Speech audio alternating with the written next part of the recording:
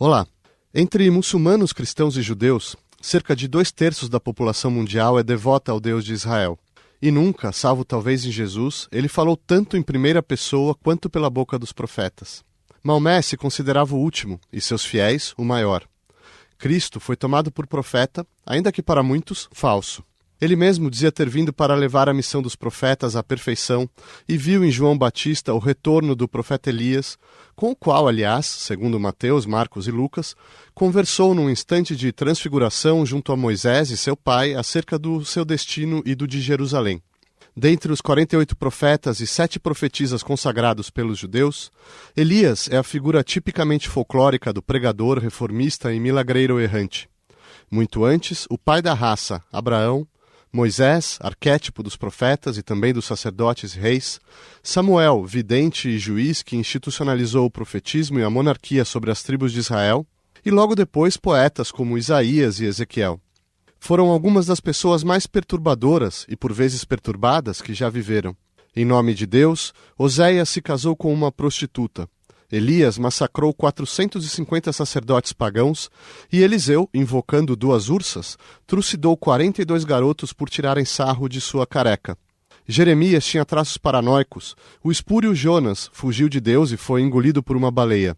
Todos sofreram a ira de Yahvé contra a infidelidade de seu povo, acusaram esta ira e por isso sofreram a ira do povo. Como Moisés, o profeta deve mediar os 2 lados.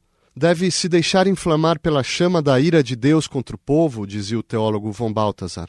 Mas, como aquele que incorpora essa ira, deve se voltar a Deus, confessar o pecado e oferecer a si mesmo para uma autoimolação na qual a ira e o pecado se tornam um. Deste eu dilacerado na luta entre Deus e seu povo, muitos exegetas viram surgir não só obras-primas como o Livro das Lamentações ou o de Jó, mas, pela primeira vez na história, a noção de indivíduo. O Deus dos profetas é único, imutável, onipotente, prefere obediência e misericórdia a rituais, castiga as iniquidades contra os fracos e pedirá contas às nações por violarem a lei natural e a Israel por violar a sua lei. Entre a graça e o castigo, a maldição presente e a glória futura, sua mensagem é severa, porém alentadora. Deus restaurará a justiça cumprindo suas promessas ao seu povo e, através deste, à humanidade. Será a consolação de Sião, reservada ao resto de Israel. O dia do Senhor, que nascerá com o Filho do Homem, o menino Emanuel, servo sofredor ungido, que de uma Jerusalém eterna instaurará a era da paz para o mundo. Com esse impulso ao futuro, os profetas estão na origem da visão escatológica cristã do Messias e do seu reino milenar, e logo, por vias tortas, dos messianismos e milenarismos seculares como o comunismo ou o nazismo. Mas o que as mensagens proféticas terão a nos dizer hoje? Para discutir os profetas de Israel, convidamos Carlos Alberto Contieri, jesuíta, pós-graduado em exegese bíblica pelo Instituto Bíblico de Roma, pela Universidade de Louvain e pela École Biblique de Jerusalém, Francisco Moreno, doutor em língua hebraica, literatura e cultura judaica pela Universidade de São Paulo, e Susana Schwartz, professora livre-docente de estudos da Bíblia Hebraica na Universidade de São Paulo e autora de Esterilidade na Bíblia Hebraica e Via Maris, Textos e Contexto da Bíblia Hebraica. Susana, você pode nos introduzir quando surge Navi, o termo profeta, em que contexto ele começa a se disseminar no universo hebraico? Navi é uma palavra hebraica que é cognata do acádio Nabu, que quer dizer aquele que é chamado. Mas é traduzido para o grego na Septuaginta como profetas, que é aquele que fala por. Na Mesopotâmia, já no século XX, antes da Era Comum, nós temos evidências históricas de Nabu, profetas oraculistas, a serviço do rei na corte, que traziam informações de diversos deuses ao rei. Esses profetas eram profetas da corte e havia também o fenômeno dos profetas populares, que eram mais adivinhos do que propriamente profetas como nós conhecemos. Eles não tinham nenhum envolvimento com o povo ou com questões morais e nem traziam a palavra de Deus ou dos deuses. Eles respondiam a indagações humanas. Já os profetas de Israel não ligam para as indagações humanas, eles são portadores da vontade divina e das exigências divinas. Essa é uma diferença muito grande entre os profetas do Oriente Médio Antigo e o fenômeno do profetismo que ocorre em Israel. E se a gente puder falar, Padre Carlos Alberto Contieri, como no contexto em que Israel deixa de ser uma confederação de tribos e começa a se instaurar uma monarquia, você tem um contexto também de ameaças externas dos filisteus. Qual é o papel que os profetas estão tendo nessa situação?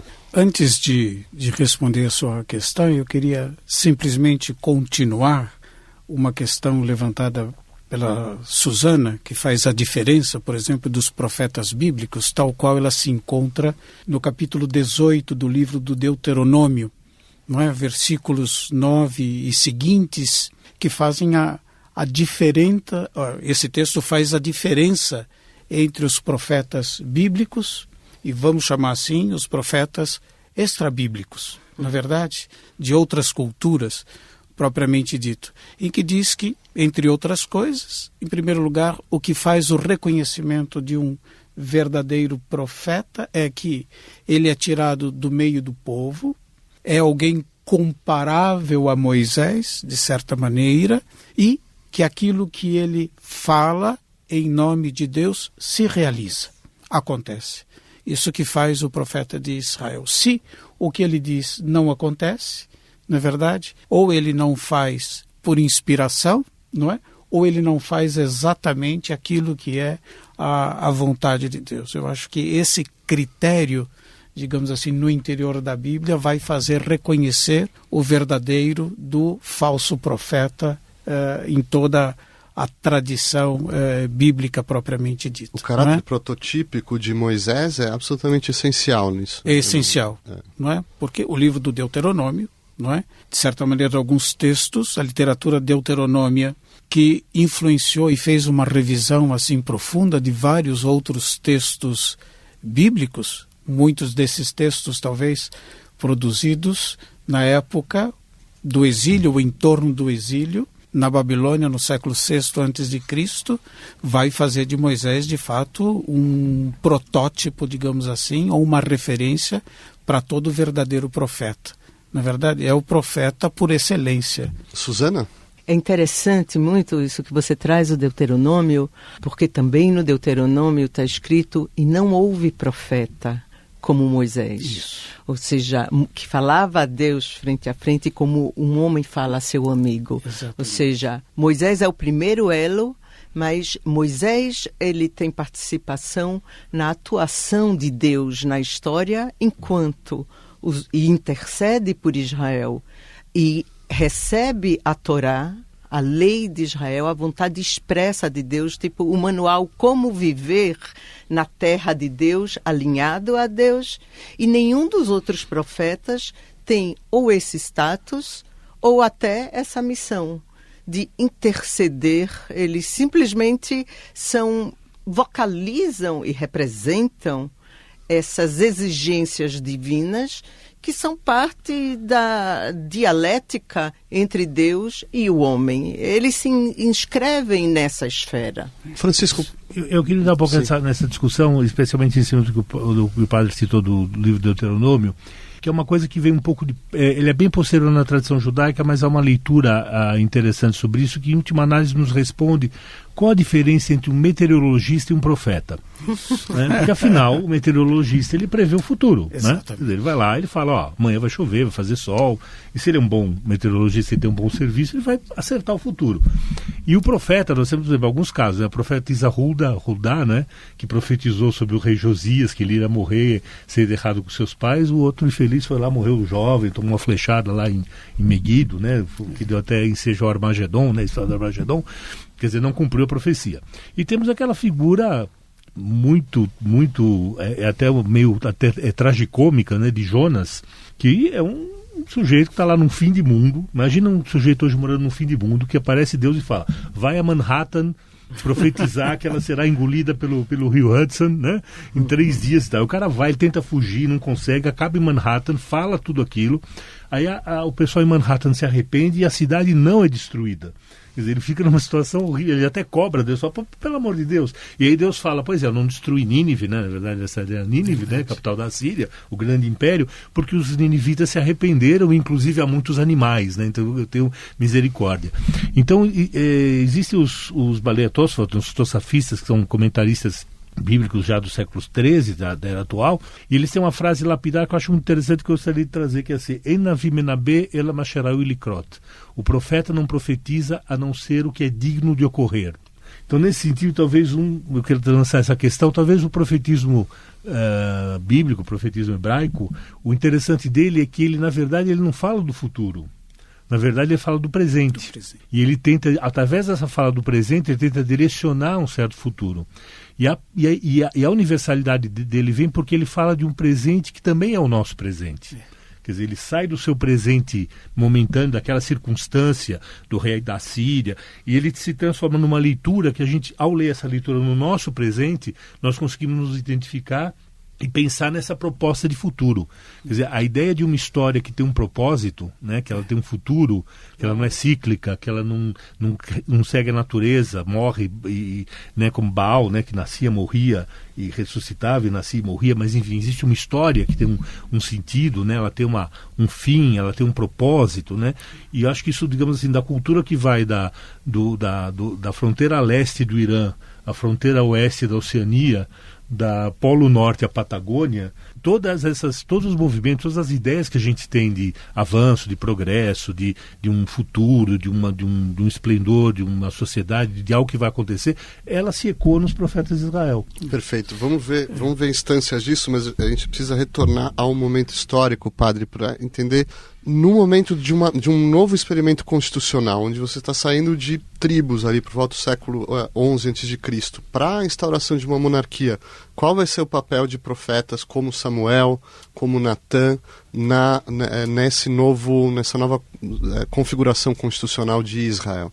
Primeiro desafio, não é? Eu tenho a impressão, nós completamos, mas o primeiro desafio, quando do assentamento, não é? Do povo de Deus na terra de Israel, é a fé no Deus único e verdadeiro. Na chamada Assembleia de Siquém, no capítulo 24 do livro de Josué, essa é uma condição, digamos assim, a profissão de fé no Deus único e verdadeiro, de entrar ou de não entrar na terra prometida. Eu creio que uma das primeiras, da primeira tarefa, por exemplo, de Samuel, como o juiz de referência, no tempo em que se vai fazer a transição para a monarquia, é exatamente a fé no Deus único e verdadeiro. Eu acho que essa conquista, ela foi longa, não é? Não foi de um momento, não é? O povo sempre teve dificuldade disso, na verdade. Em segundo lugar, a questão de Samuel também, não é? Os senhores que são mais da tradição judaica, diferente da minha, mas nós realmente estamos no mesmo tronco, não é? Tudo em família, sem separação, né? Sem separação desse mesmo tronco. Digo, a monarquia não foi algo, não é verdade, assim, unânime. Samuel mesmo, acho que a gente tem, ao longo dos livros históricos, não é, duas correntes, não é? Uma favorável, outra contra a monarquia, uma favorável a Davi, outra contrária a Davi. Não há nada unânime no judaísmo. Nada Essa unânime. Palavra é desconhecida. Exatamente. É um nada equívoco unânime. no judaísmo. Eu acho que não só no judaísmo, não é nada unânime nas nossas tradições religiosas, sejam elas quais forem. Não é?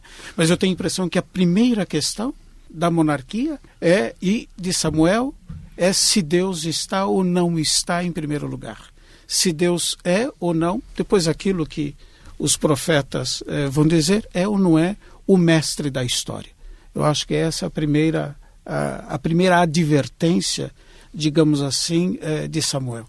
E eu acho que Samuel, como juiz, ele vai exatamente estabelecer ou chamar a atenção para os critérios pelos quais o povo deve realmente se constituir como povo de Deus. Tenho a impressão que os senhores poderão dizer que a unidade das 12 tribos nunca foi algo tranquilo. Na verdade, depois... Vão se separar, inclusive. Depois vão se separar, mas foi uma unidade posteriormente em torno da pessoa de Davi. Tanto é que Davi saindo, a monarquia começa a ruir até desaparecer. Mas acho que o primeiro momento, o grande primeiro papel, talvez de Samuel, ele tenha de fato uma incidência política, né? Coincidindo com aquilo que o Francisco dizia. Na verdade, o profeta sempre está situado, na verdade, e ele fala para o seu tempo, na circunstância do seu tempo. Tal. Eu acho que o grande desafio de Samuel, no meu modo de entender, foi exatamente dizer, se o povo queria o rei, em todo caso o rei não poderia substituir exatamente a figura de Deus. Tanto é que ele vai ser considerado como pastor, propriamente dito.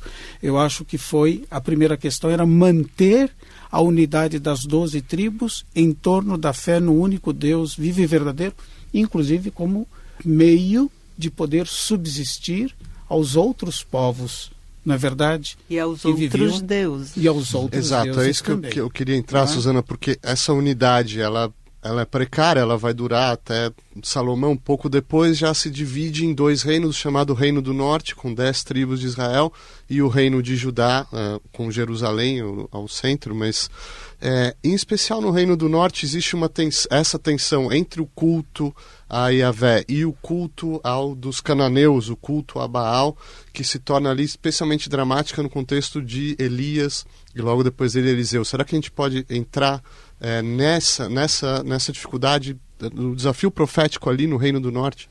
Há muitas perguntas nessa sua pergunta. De fato, as tribos são desunidas e às vezes são inimigas. De fato, há uma cisão muito séria entre 10 tribos de Israel, que se chama Chol Israel, o todo de Israel, versus a tribo de Judá, que se chama Shevet Yehudá.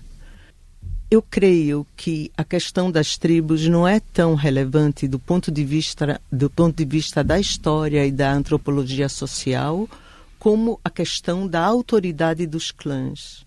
Israel é descentralizado como um todo. Há conselhos de anciãos, mas o clã consanguíneo detém a autoridade. Tanto que quando eles voltam do exílio, séculos depois, cada clã é nominado por seu nome. Então, essa é a instituição de Israel. O Reino do Norte é um reino que faz uma aliança com a Fenícia, que é uma grande potência. Obviamente, nós temos a visão do Reino do Sul, ou seja, de Judá, sobre o Reino do Norte, a ponto de que a rainha Jezebel, em hebraico, quer dizer Izevel, um monte de lixo. Não é o nome da rainha, né? Ou seja, já há um bias político em relação ao Reino do Norte. O Reino do Norte tem uma guerra de 100 anos também, que é a guerra com os arameus, e que é uma guerra de desgaste. Os arameus entram, não conquistam, destroem as colheitas e se retiram. Isso dura 100 anos. Essa guerra vai causar uma clivagem social muito grande no Reino do Norte. Camponeses que vão às cidades, nós temos Harim Mevutzarot escrito, quer dizer, as cidades são muradas, e essa clivagem vai estar nas profecias, obviamente, como uma censura muito forte. Elias e Eliseu são profetas populares, carismáticos, que estão inseridos no carisma das ligas tribais. No livro dos Reis, Samuel, nós vemos a oralidade das histórias, você citou algumas, ursas, etc. Ou seja, o folclore sobre esses 2 profetas. Elias não morre, mas é o único que é arrebatado para os céus. Eliseu é um profeta milagreiro, de milagres meia boca, multiplica, né? Não, quando ele salva o filho da sunamita, não é tão meia boca, mas ele é um milagreiro. Mas ele atua politicamente, quer dizer, ao contrário de Elias, ele é muito mais, totalmente. Organiza, né? ele é muito interessante porque ele é chamado, ele unge rei, quer dizer, ele manda ungir reis, ele está à frente, aparentemente, de um exército, e ele é chamado um pai em Israel. E a juíza Débora, quando reúne as tribos para enfrentar os canaanitas e o general Sisrá, ela é chamada uma mãe em Israel. Então, aparentemente, essa terminologia expressa uma participação militar ou um destaque, um carisma militar. Há uma guerra santa a ser travada na época de Eliseu. E essa guerra, que é a guerra com os arameus, ela está bem, do ponto de vista histórico, tanto Elias quanto Eliseu estão situados nesse período. E essas tribos do norte, Francisco, vão capitular ao poder assírio. Quer dizer, a catástrofe efetivamente chega. Como que os profetas estão interpretando isso para o povo? Deus nos abandonou? O que está acontecendo? Eu acho interessante, eu sempre me pergunto assim, como é que teria sido, onde está a antibíblia, digamos assim, né? Quer dizer, o texto o texto que não ficou, né? Porque nós o tempo todo lemos, né? Esse rei fez tal e tal coisa, isso está no livro das crônicas do rei de Israel. Onde é que está esse livro? Desapareceu, né? Quer dizer, nós temos, na verdade, um corte, o que não chegou a nós é um corte de uma redação de pessoas que eles têm uma visão historiográfica, eles têm uma visão do que aconteceu com eles e eles selecionam, né? Então provavelmente nós teríamos os profetas que são criticados pelos que nós chamamos de profetas, eles deviam ter algo a dizer muito ruim em relação a Isaías, Jeremias, quer dizer, nós temos uma versão. E eu acho que uma coisa interessante é que eu sempre tenho uma ideia de ler a Bíblia como o livro dos derrotados, né? A Bíblia é o livro das pessoas que foram derrotadas militarmente, foram derrotadas politicamente, mas dentro dessa derrota material, dessa derrota política, dessa derrota militar, eles encontram uma vitória no plano espiritual. Eles interpretam e releem essa derrota. Os derrotados nem sempre são os perdedores. Então, eles são os derrotados que não são os perdedores. Eles leem essa derrota, né? E eles dão a essa derrota um significado moral, um significado ético, né, um significado para o futuro, um significado que dá um sentido para esse grupo de novo. Quer dizer, esse povo, ele vê, olha, nós fomos derrotados por quê? Porque pecamos, nós fomos derrotados não porque o rei da Síria ou o Deus assírio é superior ao Deus de Israel, que é o único, que era uma interpretação possível, não é? Um Deus venceu o outro, né? O Deus do povo assírio venceu o Deus de Israel, os deuses de Israel não servem, o Deus assírio é que é o bom. Não, existe um Deus, né? E a Síria, a açoite da minha cólera, né? A Síria é um instrumento desse Deus único para castigar o povo que não segue os mandamentos, que não segue os preceitos e que sai do caminho trilhado por Deus e por isso é punido. Então essa capacidade dessa releitura, essa capacidade de você inverter a leitura e dar a ela uma vitória no plano moral, no plano ético, né? No plano religioso, no plano da consciência religiosa, essa talvez é o grande switch, né? A grande sacada, né? O grande pulo que o profetismo faz na consciência histórica, digamos assim, iniciando na nossa própria cultura, na nossa própria civilização, transcendendo inclusive meramente a questão judaica, né? Essa questão, como é que a gente pode fazer esse tipo de leitura, apesar da derrota militar, da derrota física, nós conseguimos, né? Eu sempre digo assim, quer dizer, uma cultura que sobrevive ao capítulo 1 de Isaías não é qualquer cultura, né? Não é uma cultura fácil de ser derrotada, porque quando você inclui no teu próprio livro o grau de crítica que Isaías faz ao próprio povo na palavra de Deus, né? E essa cultura sobrevive a isso, quer dizer, a nossa cultura ela é capaz de digerir a sua própria crítica, quer dizer, você não tem que ter uma cultura de apologética, né? De autoelogio, ela é uma cultura que inclui a crítica feroz a si mesma. E por causa disso ela sobrevive. Isso que eu acho que é muito interessante, muito fantástico. Não sei se eu poderia, por favor, Marcelo, desculpa, Francisco, fazer um adendo, porque os derrotados, por exemplo, não são sempre derrotados desde o exterior, não é verdade? Ou não é só o exército. Se nós vermos o caso do profeta Jeremias, sim, em concreto, ele, na verdade, é ameaçado por seu próprio povo. Claro. Né? Capítulo 36 do profeta Jeremias é dramático, né? Em que os oráculos que ele escreve contra as nações, na verdade, são completamente picotados pelo rei, né? Jogados ao fogo e tal, e depois ele, com seu secretário, seu escriba vai reescrever os mesmos oráculos. Então, no interior do mesmo povo há um conflito que desautoriza, entre aspas, o profeta, coisa que depois, se a gente seguir a norma que nós falávamos antes do Deuteronômio, se vai confirmar que ele era verdadeiro profeta, porque o que ele dizia ou vaticinava realmente vai acontecer, não é? Pois é, eu acho que esse ponto que vocês trouxeram é muito interessante, porque a gente está próximo ali do miolo da teologia e da teodiceia profética. Acho que isso que seria bom a gente desenvolver, porque você tem um povo, esse povo fez uma aliança com Deus através de Moisés, e esse povo está sendo acusado pelos profetas de infidelidade, né? Quer dizer, essa dialética entre traição e fidelidade, ela entra o tempo todo nas falas proféticas, por mais variações que tenham. Será que a gente pode se aprofundar nisso, Suzana, buscar exemplos e talvez diferenças de como os profetas veem a aliança e a relação do povo, né, nessa aliança, e a relação, as catástrofes e o que acontece na história desse povo, né, em que medida é relacionado a essa traição, a aliança?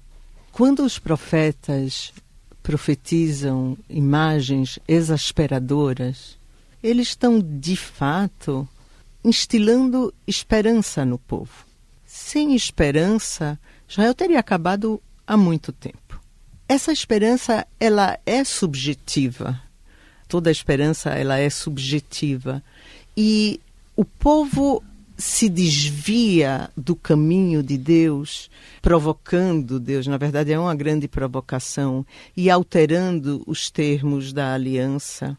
Mas aqui vieram os profetas, vieram preconizar uma nova Torá, uma nova aliança, vieram inovar, vieram revolucionar. Não, pelo contrário. Eles vieram para fazer vigorar os termos da aliança celebrada no Sinai. Então, a crítica dos profetas, sim, há uma discórdia interna em Israel. Mas os profetas, embora tenham as ideias e as intuições dos profetas tenham um alcance universal e atemporal, eles nunca se desviaram de Israel e da Torá. Ao seguir a Torá, que é a revelação da vontade divina, Israel pode assumir a sua missão na humanidade, essa é uma ideia profética, que é servir a Deus. Se concretizaria o reino de sacerdotes e uma nação santa, e Am Kadosh, uma nação santa, mas a Torá, ela permanece o horizonte das profecias, a não ser quando essas profecias já abrem uma brecha com a história, ou seja, o escatom, a escatologia ainda é um evento que está na história, que está na Torá. Houve uma vitória no início, haverá uma vitória no fim, e essa vitória do início é o Êxodo. E entre essa vitória do início e essa vitória do fim da história, há uma experiência de profunda humildade e humilhação e introspecção dos judeus, que voltam ao status de Abraão como ger vetoshav, como um estrangeiro peregrino, sem posses e errante na terra. Aqui, depois desse escatom, esse acontecimento no fim da história, já estamos na área do apocalipse, da angelologia, ou seja, para fora da história. E a história na concepção judaica e bíblica é formatada pelo encontro e desencontro entre Deus e o homem. Então, podemos buscar exemplos na literatura que é muito rica em imagens, né? Exemplos de como eles simbolizam esse encontro e esse desencontro, essa relação de integrar a graça de Deus e o castigo de Deus. Que tipo de imagens eles estão usando? Eu até citei uma na introdução, a ideia de um profeta se casando com uma mulher infiel, com uma prostituta, mas tem muitas outras. Será que a gente pode ilustrar um pouco para o ouvinte?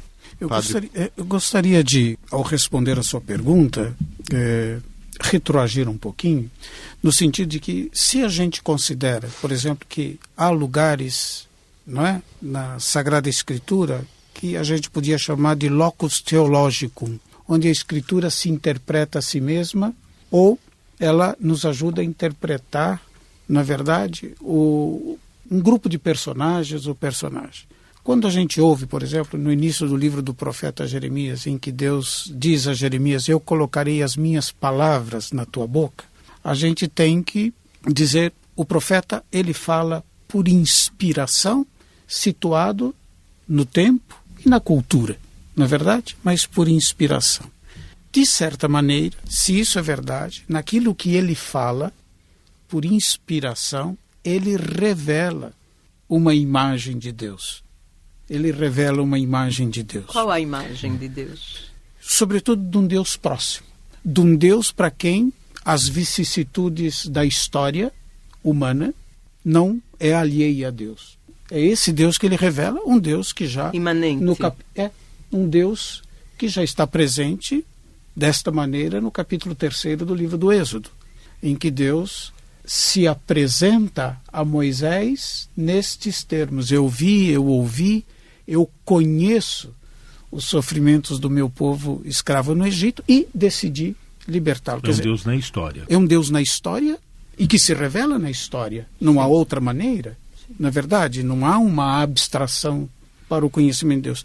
E exatamente o profeta torna, num certo momento histórico, tangível, palpável, é isso que a gente podia chamar, bem compreendido, uma imagem de Deus. Isso é deixar os filósofos judeus aristotélicos na Idade Média muito maus lençóis, né? Muito maus lençóis. Você fala de um Deus que está ali, né? Um Deus que sente, que está presente, um Deus que existe paixão, né? Existe paixão. Existe a figura do filho, não é? A ideia do filho, né? A filial, a ideia do pastor, a ideia do casamento, né? Do homem, a ideia da ave, né? Exatamente. A águia. Que acolhe seus filhotes e voa com eles, os protege. Então a ideia protetora, né? A Isaías usa o termo, né? O boi sabe o seu, né? O boi sabe quem o comprou e o burro o seu dono, mas o meu povo não sabe. Quer dizer, a ideia de uma relação muito próxima, muito pactuada, muito amorosa. Né? Quer dizer, a ideia de um amor que se dá, a ideia da fidelidade, e a ideia, portanto, de uma traição quando você se afasta desse amor divino. E a ideia da reconciliação, que é a ideia do final dos tempos, é quando você vai se reconciliar esses dois lados, assim, né? Que no fim vai explicar até o Cântico dos Cânticos, né? Tanto na tradição judaica quanto na cristã, como um livro que celebra esse amor, né? Entre Israel e seu povo, entre Israel e sua igreja, na visão cristã. Curioso, por exemplo, você vê a pergunta que você fazia, Marcelo, que o profeta, eu acho que podia ser caracterizado como o homem da palavra e do gesto. Eu acho que esses são os dois, não é? Talvez as duas características do profeta: o homem com uma palavra poderosa, né, que convence, e o gesto que corrobora, que ilustra, não é? Que convence que a sua palavra é verdadeira. O caso de Oséias, na verdade, a própria situação do profeta ele utiliza para poder da relação de Deus com o povo, do povo com Deus e assim por diante. O profeta é um sinal. É um paradigma. É um sinal. Paradigma. E ele vai revelando nessa situação, de novo, aquilo que eu chamava da imagem de Deus, da revelação de Deus, um Deus que, apesar da infidelidade do seu povo, é capaz de perdoar, de não deixar de amar e assim por diante. Sim. Que aposta, né, no ser humano. O perdão é sempre o horizonte. Sempre o horizonte. O perdão não é a punição que é o horizonte. Esse é o erro. A tchuvá, é o arrependimento e o perdão. Tanto que depois do exílio a palavra-chave não é advertência e punição, mas é consolação e restauração. É você anular o desespero. Você não deixa o desespero como horizonte, como perspectiva. Não há o desespero. Não há o desespero. Existe a esperança. Apesar de toda a destruição, de todo o sofrimento, de todo o afastamento, existe a esperança, existe o futuro que é... Não há caminho fechado. Não há caminho fechado. E não há também fechado. A questão de que o sofrimento ele é ressignificado como a ideia de exílio por Jeremias, quer dizer, o exílio seria o fim, está nas maldições do Deuteronômio e do Levíticos, seria o fim, a extinção, a perda da identidade, e Jeremias ressignifica o exílio como uma oportunidade de purificação e de reconciliação com Deus, e o sofrimento passa a ser algo purificador. Então, isso depois, na literatura já extrabíblica, nós temos o martírio e a exaltação do sofredor. Ainda na literatura profética, o servo sofredor, essa grande humildade. Algumas ideias já sobre ressurreição, né, que aparecem, né, a ideia de que, portanto, a morte não é o fim, quer dizer, o que é o fim morreu, né, acabou. Não acabou, né, vai existir uma vida, porque a parte, digamos assim, anterior da Bíblia hebraica é muito pobre sobre o outro mundo, né, é muito, né. Acaba tudo no Sheol. No Sheol, de repente você o Eclesiastes vai discutir isso, essa ressurreição e essa vida após morte. Mas já Daniel, que na Bíblia hebraica não pertence aos profetas, ele é explícito, né, de que haverá uma ressurreição. Segundo século. Deixa eu colocar uma questão para vocês que tem tudo a ver com o que vocês estão falando, mas um locus, para usar a expressão que foi utilizada aqui, um locus teológico, quando se estuda a exegese dos profetas, é a ideia de que eles estão promovendo um universalismo, né? Quer dizer, algo que Israel vem trazer ao mundo que está se universalizando ali. E, ao mesmo tempo, relacionado a isso, a ideia da consciência individual se eventualmente até surgindo, no mínimo se fortalecendo, entrando num novo paradigma ali, né?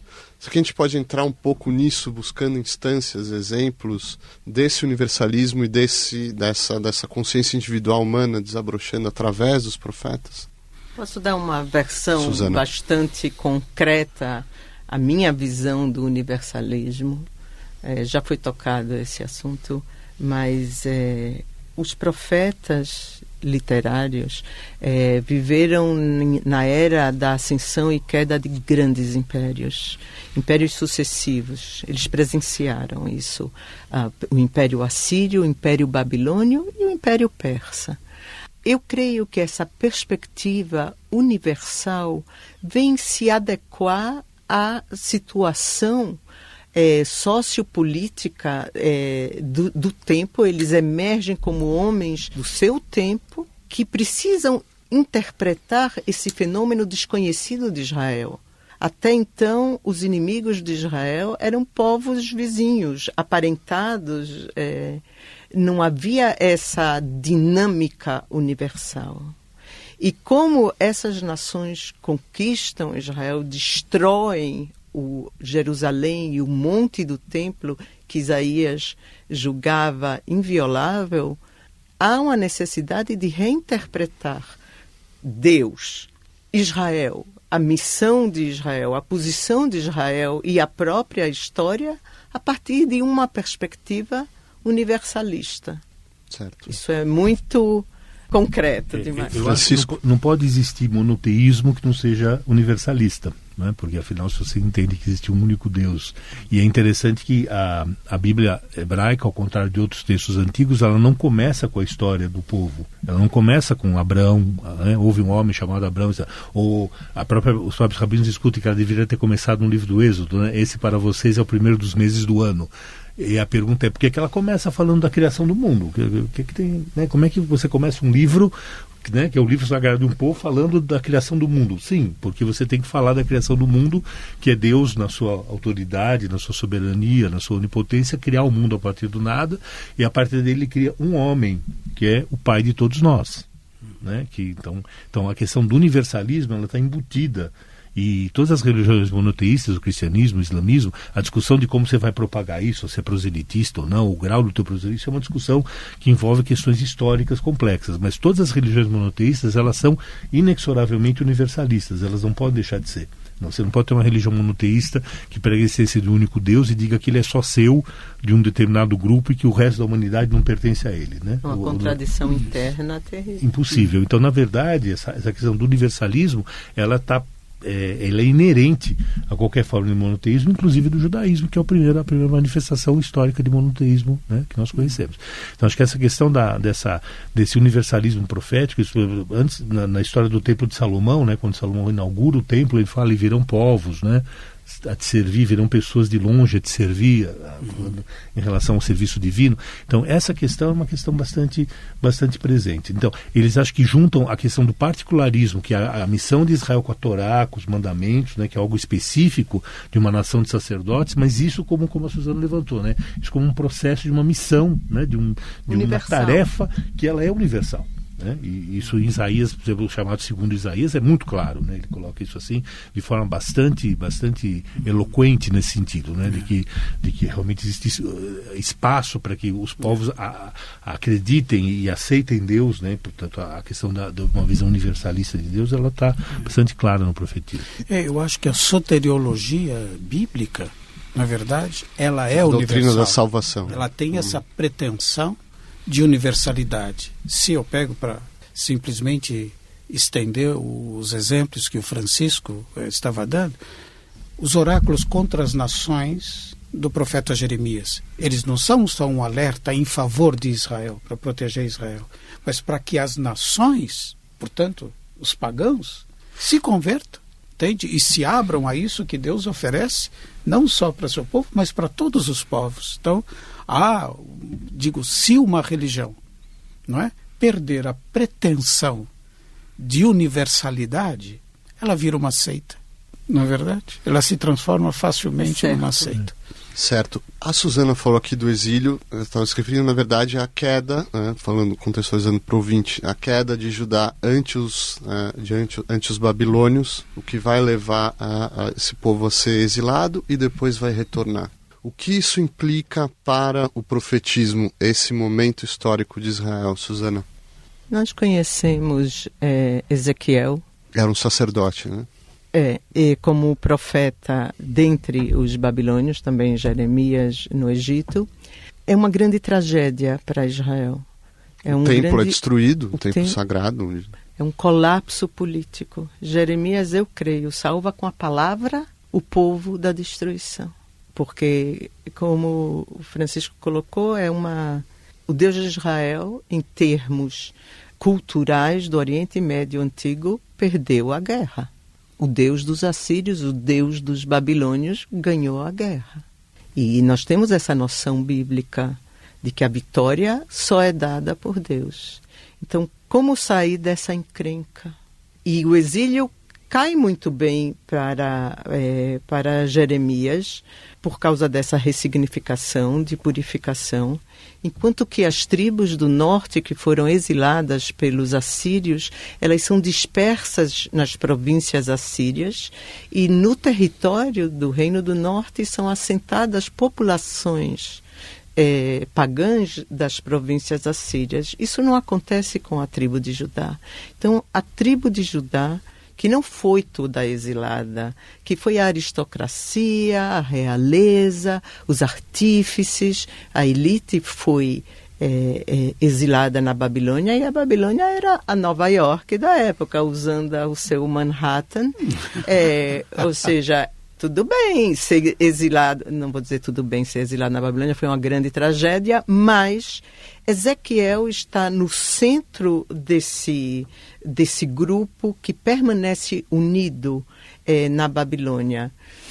Eu acho que Ezequiel usa um pouco de pornografia, essa é a minha opinião. Eu acho que ele se exalta um pouco demais para o meu gosto, ele é muito gráfico. Não vou dar exemplos aqui. Nenhum.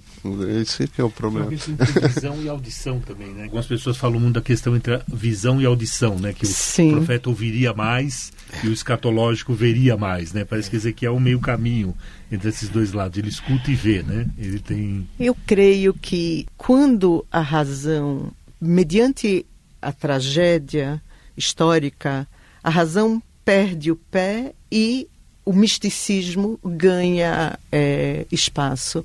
Nós vemos isso depois do Holocausto, com o judaísmo. Como o judaísmo vai se estruturar em volta de correntes racídicas que também tem a sua mitologia. Ezequiel dá um passo adiante, eu acho que ele é um divisor de águas, porque ele vai aos céus, ele vê anjos, ele vê Deus, e toda a mitologia vai trabalhar em cima das imagens, a Merkavá, a carruagem. O homem de cobre, né? O homem de cobre. Toda a mitologia vai se calcar em cima das visões de Ezequiel. Ezequiel, ele tem uma visão muito negativa de Jerusalém. Pode parecer até que ele é um anti-israelita, mas ao descrever Deus destruindo Jerusalém com tanto furor, ele apaga a imagem dos babilônios destruindo Jerusalém. Ou seja, há uma didática muito oblíqua em Ezequiel. E se vê que ele está num grupo de exilados que vão apurar o valor do monoteísmo ético, vão reescrever o judaísmo, eles vão ser os verdadeiros judeus. E quando eles retornam, nós temos o judaísmo com todas as influências babilônias, e depois, sucessivamente, outros povos vão conquistar Israel. Mas há um desencanto em Ezequiel, eu sinto isso. Há um desencanto com o que aconteceu, com as grandes bênçãos divinas. Já que você trouxe Ezequiel aqui à baila, acho que é muito conveniente, porque eu queria que, se a gente puder encapsular, assim, nosso tempo é muito breve, mas isso que já foi falado aqui, a escatologia, ou seja, a ideia de um futuro, do fim dos tempos, ou até o que está além da história.